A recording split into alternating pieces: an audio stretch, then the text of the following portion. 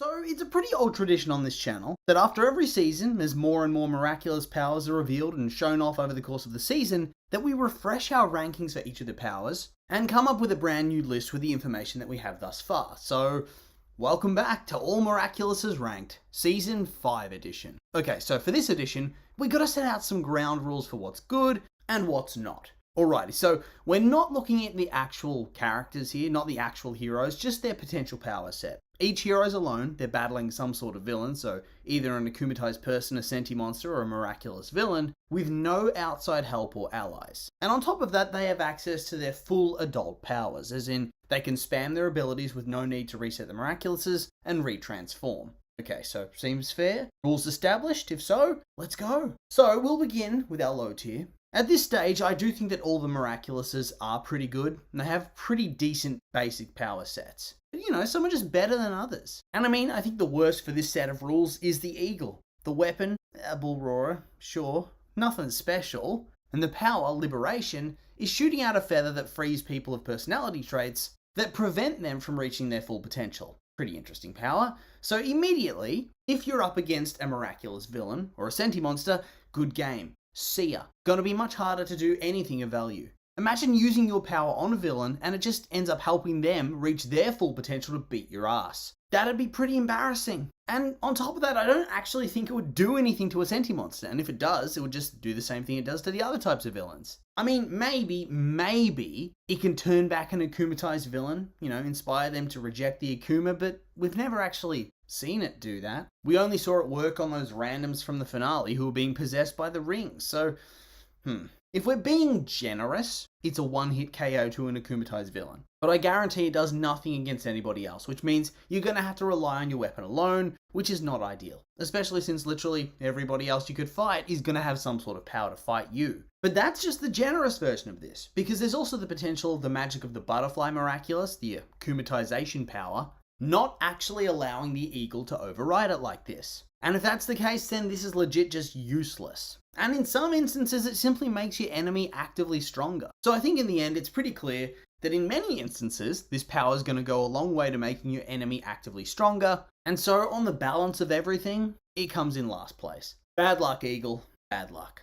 Next up, I reckon it's the dog. And you might be thinking, oh, smarty pants, the dog's really good. Didn't you see what Felix did in Strike Back? It's actually super powerful. This is cringe that you put it here. And I would say to you, I think it was very powerful in that very specific set of circumstances that is very difficult to repeat. And on top of that, Felix hacks the servers, I swear. The dude has plot armor for days, unstoppable plot armor. Remember that time that in his base form, he was able to contend with multiple akumatized villains and avoid them without any powers at all? Or when he broke into Gabe's safe with his Spy Kids gadget somehow? A young teen able to crack Gabe's multi-million-dollar security system like it was nothing. Stuff like that. The kid just gets shit done no matter what the plot wants. And he just has the power of the storyline keeping him safe in a lot of ways. But yeah, the dog. For starters, the weapon's kind of bad. It's just a ball. And yeah, a ball that summons what it hits, but that's it. When you watch the show, just look at how often the heroes need to deflect things with their weapon.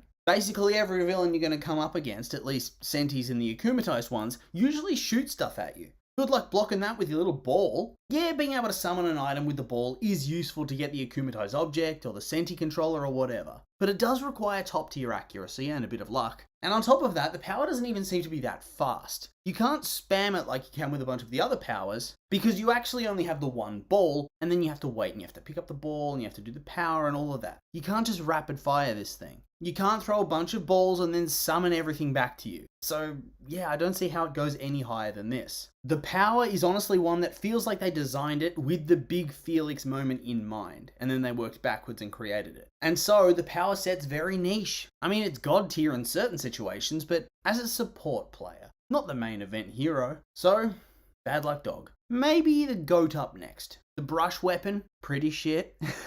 And Genesis is a power that sounds good in theory. Sounds good. But it's also kind of bad.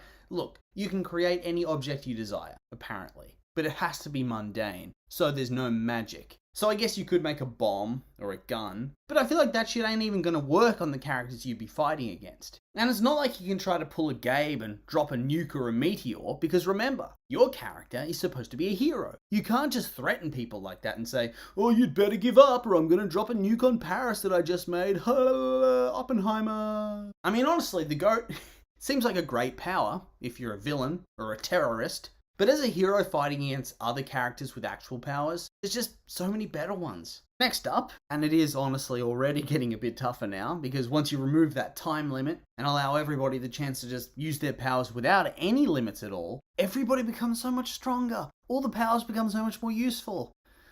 I think maybe the monkey goes next. Okay, so the monkey has a big stick. Nice. Always a useful tool for beating the shit out of somebody. I can respect the big stick. But a lot of the miraculouses give you a good weapon. I need a little bit more from this one. The power. The power itself, it is good. It's basically switching off someone else's power. But beyond that, what's it got for me? Nothing. Doesn't turn off the super strength, the super speed, the endurance, the near invulnerability that basically everyone has when they're superpowered in this show. And so now, the victory is going to rely on you walloping somebody with a stick over and over again to see if you can wear them down. And look, I enjoy walloping people with sticks as much as the next guy, but I wouldn't trust that I'm going to be like Gandalf from Lord of the Rings, hitting orcs so hard with my big stick that they just seem to straight up die from the force of it. Especially since these people are going to be powered up too. So yeah, I don't think it's great odds for the monkey. It's great if you have a partner, but maybe not on your own. And so, here there be monkeys. And from here, I did get stuck for a fair while trying to figure out what should go next for the ranking. Until I came to the mouse. Skipping rope, decent weapon, I suppose. If you've ever been whacked with a skipping rope, you'll know it does hurt quite a lot. Anyway, the mouse, it looks like a really useful power-up. You can turn into a number of smaller versions of yourself. It's very useful, but like, what then? The majority of the people you're fighting, or the enemies you're fighting, or whatever, are going to be powered up in some way. And it does seem like the smaller you get, the weaker you get. So it's not like they can't escape from your swarm, and they can't smack your doubles around any which way. It's not like Dwayne "The Rock" Johnson's going to be taken down by a swarm of dwarf rabbits. You know what I'm saying? And on top of that, any enemy you fight's probably going to have powers of their own that they can use on you and your mini-me's. And so, I guess it could be useful for like an ambush kind of thing. But look at how it's being used in the show by every character except Millen. It's an extra power. It's like the power of the bee. You use it in conjunction with something else. Yeah, it means you can last way longer in a battle, but in the end, without that extra power move, it's kind of like the monkey. It's useful, but it lacks that extra impact. Like I said earlier, I wouldn't really consider any of the power-ups to be actively bad, but to me it's just some are lacking. And that's similar to the ox. It's a good power-up. Makes you impervious to other people's superpowers. But as we've seen with people like Gabe, who's used this power and then been splattered with condiments and then bludgeoned by the resistance, non-powered teenagers took him out, it doesn't actually make you invulnerable. So already we're pretty much at the level of the monkey in terms of power. In that you can't get taken out by some of the truly busted power sets that people have, but they can still whoop your ass the old-fashioned way. But the good thing about the ox is it has this crazy big hammer. Seriously, look at this thing. That's a unit. Villains gonna be pissing their pants seeing you absorb their special moves and come at them screaming with this thing. That's psychological warfare, my friend. And if it could just make you invulnerable to everything and you could just spam it and you have that big hammer, the ox would truly be top tier. Just of that alone, he'd be the winner. But because he doesn't, he ain't. Bad luck, ox. And this next one, another tough one, because honestly, I think you could make a case for a lot of the lower level miraculouses to go in any order you desire, really. Because once you get rid of that use limit, once you get rid of that time limit, you can just spam it, they all become quite strong in a lot of different ways. And so we come to the horse. It's pretty good, right? We see it in use quite a lot where characters try to use it to ambush somebody out of nowhere. The only problem is, when you actually look at the portals, they're kind of slow, aren't they? I mean, look at Gabe here. He's sinking into the floor, trying to escape his death. Look how slowly he's sinking in. It's not exactly the great escape. Makes me think that if you open up a portal underneath somebody to try and ambush them, they're going to sink into it slowly. Maybe it's like a weird gravity thing, I don't know. And so it's going to make it rather easy to escape for a superpowered foe. And I mean, I guess you could try to use these portals to bamboozle them or ambush them, but then what? You try to snatch their miraculous / sentimonster totem / Akuma object?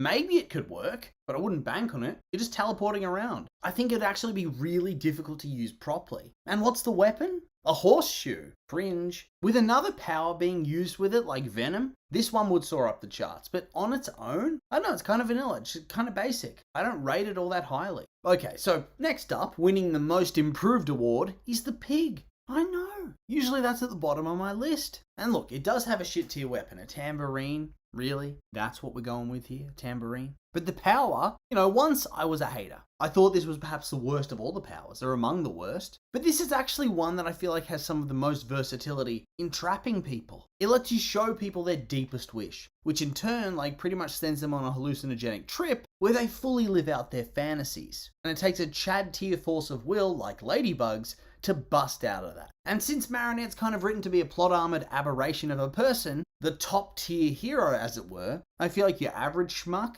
those akumatized villains, miraculous users, senti-monsters, they're going to have no chance. They're going to really struggle to resist the vision if they fall into your trap or if you manage to throw it at them or something like that. Which in turn means you can quite easily swipe their miraculous, their totem, or their object, and it's GG. You're finished. Only problem is, if they dodge your presence or avoid your trap. It's a good chance they'll beat your ass after that. Then I think we can go the B. It's a classic, a good weapon, versatile, a good power, a one-hit KO really. The only problem being that, unlike say the cat, you can't spam it. And I don't think it works on anything other than a person or a senti-monster. So unlike Cataclysm, which would destroy a shield and then instantly be used again, this can actually get blocked by an object or something like that. And so theoretically, you could just block it over and over again, which makes it a lot harder to use in my opinion. But hey, if you get the drop on someone, it's game over. Instant victory via paralysis. And so in the end, I think it's best as an ambush weapon, but it can still hold its own in general, and it's nice and versatile. So yeah, good miraculous.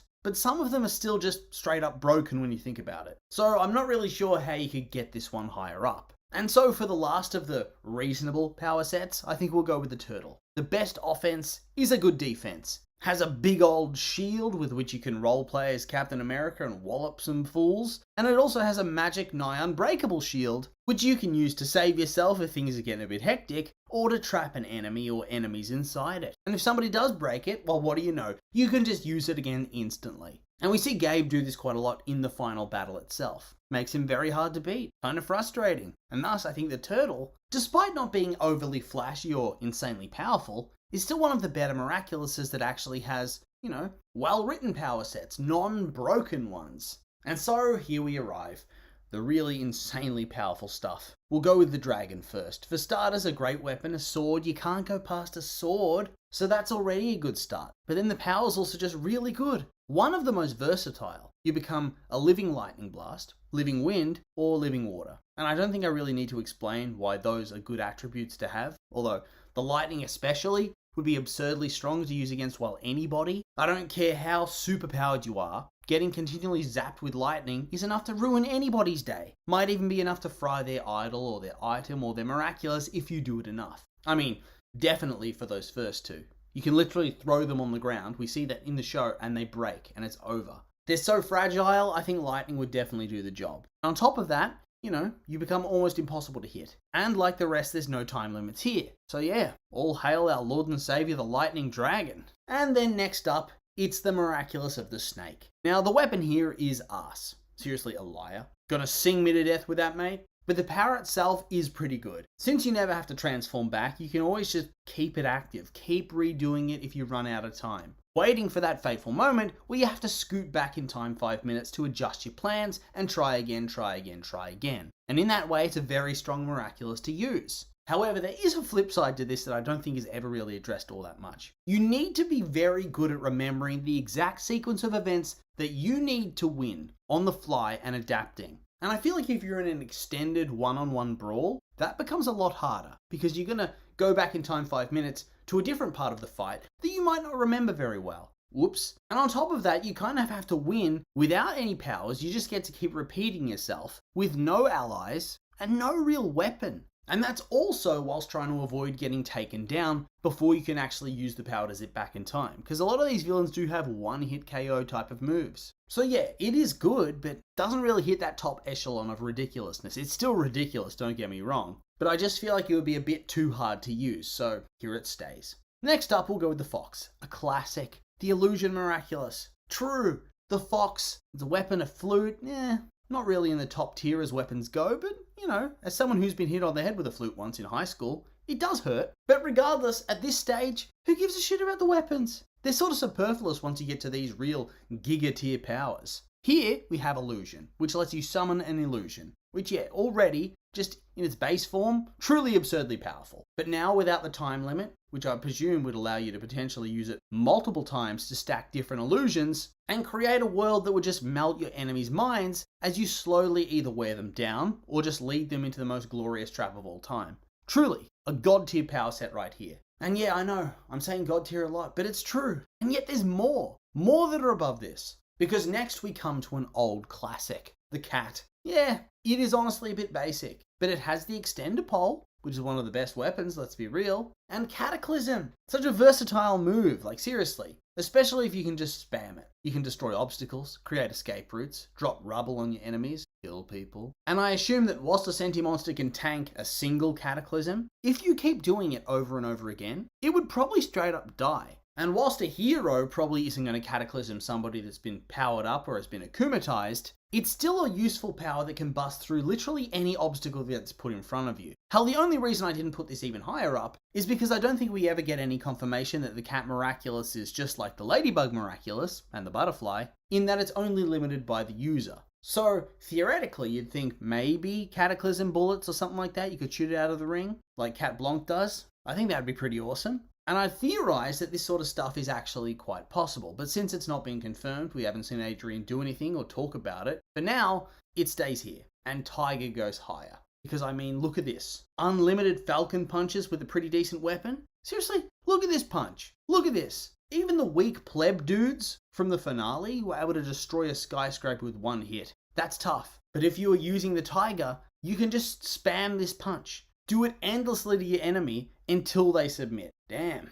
Then we have the Peacock, which, like I said, all of these ones are now broken. They don't work in a story setting. And so the writers have to actively nerf them and pretend that they can't do all these interesting things. I mean, look at what Felix does with the Moon Sentimonster. You could just do something like that and it's already game over. Who cares if the weapon's a fan? It's not like you'll ever have to use it. Next up, we have the Rooster, which, you give yourself a power. And as long as that power's not given by another Miraculous, it's fair game. Okay, so my power is that the Miraculouses all deactivate if you come near me. Or how about if you hear my voice, you fall into a permanent coma. Or even better, if you look in my eyes, you have a horrific attack of vomiting and diarrhea all at once. That kind of stuff. No villain can stand against my wrath now. Which in turn brings me to the Ladybug Miraculous. Which, Jesus Christ. This one's just absurd now. You can literally create anything. That is in the canon, including magical items if you desire. After all, Ladybug makes those magical charms, which also kind of infringe on the power set of the Ox, if you ask me. Kind of a resistance type of charm. So not only can the Ladybug make anything through the power of imagination, it's only limited by the user. They say that in the show. But on top of that, you could theoretically imbue your items that you're making with any sort of power. Any sort of magic. Plus, there's also just the Lucky Charm, which also creates an item that's tailor-made to help you out of a sticky situation that you're in right now with the right amount of knowledge. Plus, you get the Yo-Yo of Doom, the actual god-tier weapon. This one's absurdly overpowered, to the point that if Marinette actually ever bothered to use her imagination properly, the show would have ended as soon as she figured out she could. It would be game over for anybody she ever faces. She'd destroy them in seconds. And so, this would be the top, if it wasn't also explicitly shown in the show that the butterfly also has this power,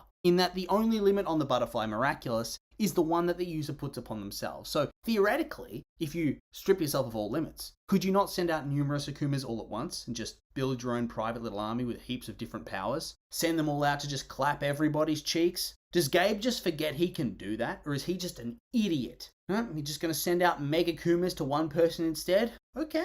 Once a smooth brain, always a smooth brain. What can I say? So yeah, Butterfly is on top. My god. At last, we're coming to the end of the list. But before we end this, we have some honourable non-ranked mentions. The Prodigious, which is pretty strong. After all, you can turn into a lot of pretty strong animals and a dragon. You can't go past the dragon. And then there's the Bunny Miraculous, which I know is a Miraculous, but come on. This one's so broken it doesn't get a rank. Time travel is insane. I could just be like, oh, I'm going to kill you as a child, and I win. I mean, as a story point and as a power, time travel's often so cheap and unstoppable that it really isn't fun. And I think the writers figured that out as well, hence why it was written out in like episode 2. And so, it does not get on the list. Dishonorable mention for the bunny. Shame on you for existing. Shame. And so yeah, that's the end of the list really. Would like to say that these have obviously just been my opinions, and now I'd like to hear yours. What did you think of my list? Could be a bit controversial, I think. You like it, hate it? What would you change, and why? Give me your orders. I'm honestly curious to see what you have to say, so make sure to like, comment, and subscribe, and let me know.